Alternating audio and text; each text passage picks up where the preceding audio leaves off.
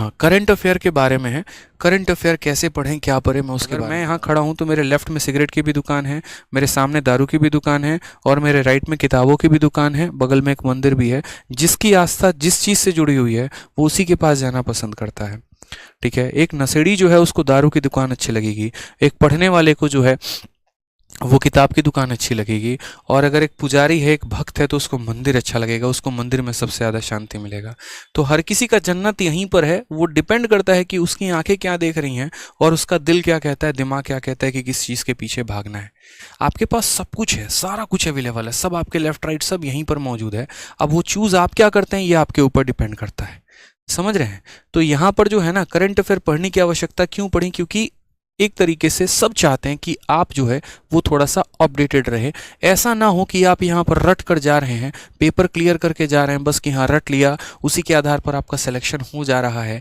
ठीक है, और आप यहाँ पर जब जाते हैं तो एकदम डम से फील होते हैं। नहीं, तो इसीलिए जो है एसएससी हो गए, बाकी एग्जाम्स भी हो गए, वो ये चाह रहे हैं कि आप थोड़ा सा अपडेटेड फील करें। इसी वजह से अब करंट अफेयर हमें कितना पढ़ना है? तो करंट अफेयर हमें बहुत ज़्यादा भी नहीं पढ़ना कि हम 1 घंटे की वीडियो किसी की बैठ के देख रहे हैं, नहीं करना भाई इतना। और करंट अफेयर को ऐसा भी नहीं करना है कि आखिरी के 1 मंथ में 6 महीने का करंट अफेयर पढ़ के चले जाएंगे। दोनों का नुकसान है। अगर हम 1-1 घंटे की डेली वीडियो देखेंगे तो आप यूँ समझ लीजिए कि इस 1 घंटे में आप ग्रामर की बहुत अच्छी प्रैक्टिस कर सकते थे, रीजनिंग या मैथ की बहुत अच्छी प्रैक्टिस कर सकते थे, लेकिन आप करंट अफेयर के एकदम डेप्थ लेवल में चले गए, जैसे आप इसका एकदम ओसो ही बनना चाह रहे हैं और इसके ऊपर किताब लिखेंगे। कोई चैनल करा रहा है 1 घंटे, वो बहुत अच्छी बात है, हो सकता है किसी और परीक्षा के लिए ज़रूरत हो, लेकिन 1 डे कॉम्पिटिटिव एग्जाम्स के लिए 1 घंटे की करंट अफेयर की कभी भी आवश्यकता नहीं होती है। मैक्स टू मैक्स जो करंट अफेयर का रहता है वो रहता है आपको कि डेली के कम से कम अगर हम बात करें तो 10 से 15 क्वेश्चन हो गए, वो बहुत है। और वीडियो लेंथ की बात करते हैं तो मुझे लगता है 15 से 25 मिनट जो है वो बहुत है। ठीक है, इतने मिनट की आप वीडियो देखिए, जैसे हमारे दीपक सर है वो करंट अफेयर पढ़ाते हैं, आपको कोई भी चैनल अच्छा लग रहा है जो भी है, ठीक है, तो आप उतने मिनट का करंट अफेयर देखो और उतने क्वेश्चंस आप लगाओ, बस दैट्स इनफ।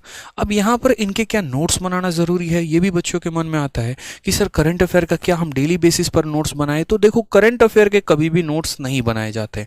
करंट अफेयर में किन बातों का नोट्स बनाया जाता है वो बहुत ज़रूरी है। जैसे यूँ समझ लो कि दुकान में 100 चीज़ें हैं खाने के लिए, तो 100 के 100 खाने के लिए हैं, लेकिन वो एक ही दिन खाने के लिए नहीं है।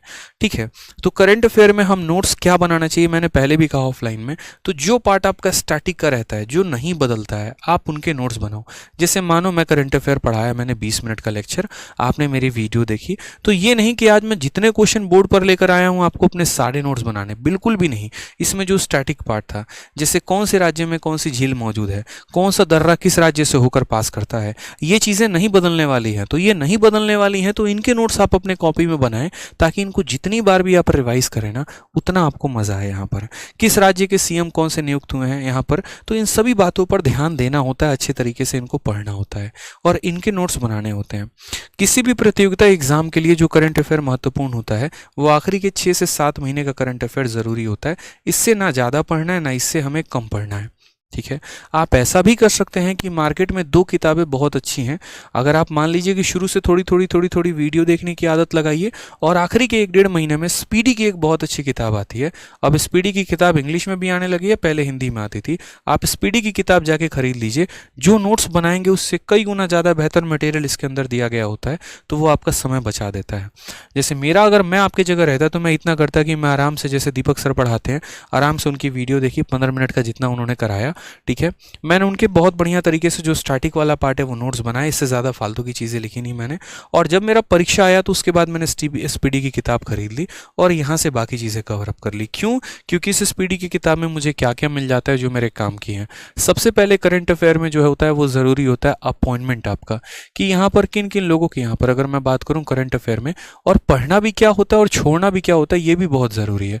तो करंट अफेयर में अगर आप देखोगे तो सबसे पहले हो जाता है आपका अपॉइंटमेंट, जो यहाँ पर अपॉइंटमेंट हुए हैं। अब अपॉइंटमेंट यहाँ पर ये नहीं है, ठीक है, कि फलाने फिल्म के प्रोड्यूसर कौन अपॉइंट हुए हैं, वो जरूरी नहीं है। यहाँ पे अपॉइंटमेंट का मतलब यहाँ पर हो गया कि यहाँ पर कौन से राज्य के गवर्नर किसको बनाया गया है, ठीक है यहाँ पर जो है वो बहुत ज़रूरी है। आनंदीबेन पटेल जो है या और भी जो लोग हैं यहाँ पर, ठीक है, या मध्य प्रदेश के यहाँ पर सीएम कौन है, या शिवराज सिंह चौहान जो है मध्य प्रदेश के सीएम बने तो कितनी बार बन चुके हैं, इस तरीके से करके जो अपॉइंटमेंट्स होते हैं उन पर काम करना होता है। दूसरा जो हो गया वो हमारा बुक एंड ऑथर पर काम करना होता है। अब बुक एंड ऑथर में भी दो तरह के होते हैं। एक बुक एंड ऑथर यहाँ पर ये हो गया मेरे भाई जो पहले चला आ रहा है, जैसे बाबरनामा हो गया आपका, ठीक है, तो ये जो हो गई जैसे रविन्द्रनाथ टैगोर की जितनी किताबें हो गई आपका, तो ये जो ओल्ड किताबें हो गई ना, ये एक तो इनके बारे में जो है आपको पढ़ना है, और दूसरा अभी जो नया लॉन्च हुआ है, जैसे मोदी जी ने कोई किताब लॉन्च किया, ठीक है, या फिर मान लीजिए कि किसी और पॉलिटिकल लीडर ने, शशि थरूर की किताब बैक टू बैक आते रहते हैं यहाँ पर, तो वो जो है वो आपको थोड़ा सा ध्यान रखना है बुक एंड ऑथर के बारे में कि नाम क्या है किताब का और उसको लिखा किसने है। तीसरा अगर हम करंट अफेयर में बात करते हैं यहाँ पर, तो तीसरा जो हो जाता है वो हमें PIN पर ध्यान देना होता है। अब ये PIN क्या है, तो PIN का मतलब हो जाता है पर्सन इन न्यूज़, जो व्यक्ति सबसे ज़्यादा चर्चा में है, जिसकी चर्चा ज़्यादा हो रही है। अब चर्चा का मतलब यहाँ पर ये नहीं है, ठीक है, कि किसी ने कच्चा बादाम पर डांस कर दिया तो हम उसके बारे में पढ़ेंगे, या कच्चा बादाम वाले को जो है ज़्यादा पॉपुलैरिटी मिल रही है, वायरल यही हो रहा है तो इसके बारे में ज़्यादा जानना है। नहीं मेरे भाई, ये PIN नहीं है। PIN का मतलब यहाँ पर ये हो गया कि ऑल ओवर इंडिया में जैसे अदानी हो गए, वो PIN है कि वो बहुत ज़्यादा जो है यहाँ पर ट्रेंड में है, ठीक है। कारण यहाँ पर क्यों है, क्योंकि अपने बिजनेस मॉडल की वजह से, अपने तरीकों के वजह से, जिस तरीके से उन्होंने ग्रोथ दिखाया है, तो उसमें ये पूछा जा सकता है कि फलाना इंडस्ट्री या फलाना फैक्ट्री या फलाना जो है वो किससे संबंधित है, या यहाँ पर जो है इनके ओनर कौन है, इस तरीके से करके वर्ल्ड के रिचेस्ट कौन है, एशिया का रिचेस्ट कौन है। तो जो पर्सन सबसे ज़्यादा चर्चा में होता है, कोई व्यक्ति जो है अगर मान लीजिए अपने खेल के वजह से बहुत ज़्यादा चर्चा में है तो उससे पूछा जाएगा।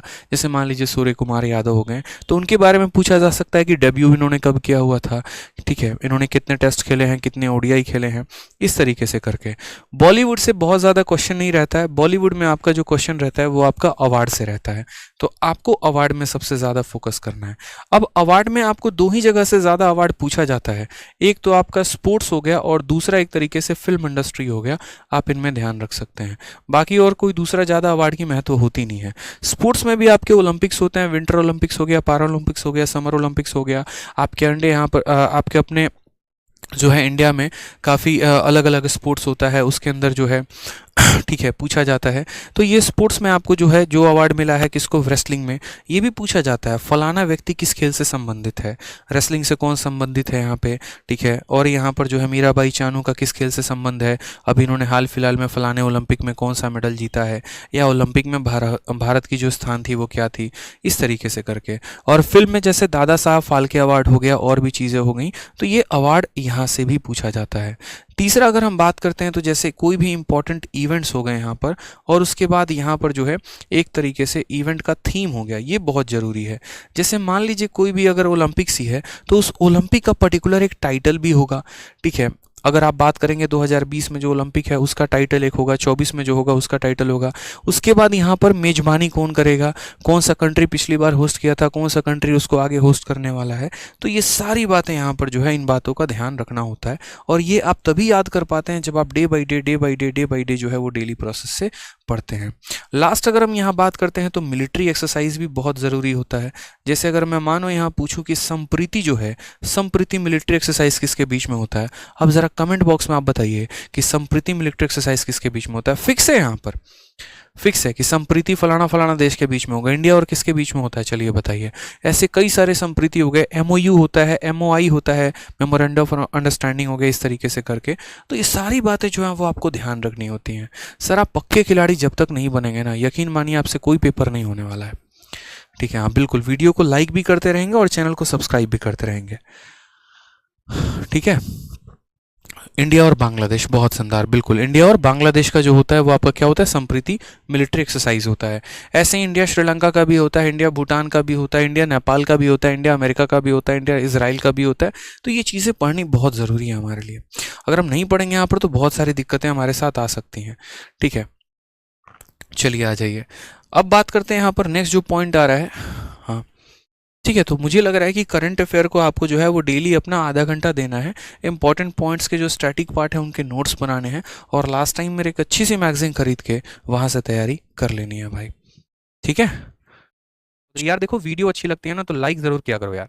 आप लोगों के लाइक से बहुत मोटिवेशन मिलती है, बहुत हिम्मत मिलती है और पढ़ाने की और अच्छा करने की और बढ़िया कंटेंट लेकर आने की। और साथ में वीडियो को हर जगह पे शेयर भी किया करो।